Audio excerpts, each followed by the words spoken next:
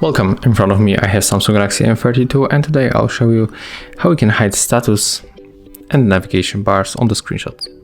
So at first we have to go for the settings. Tap on the search bar and type screenshot.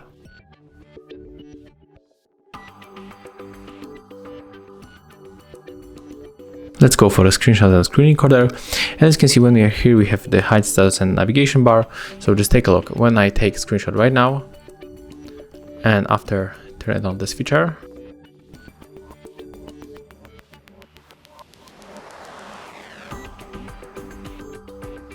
let's enter.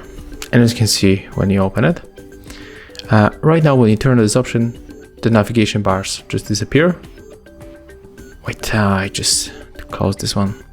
Let's go for gallery one more time. And as you can see here, we don't have navigation bar, and here we have.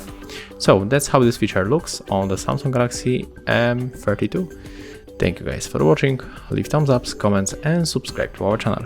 See ya.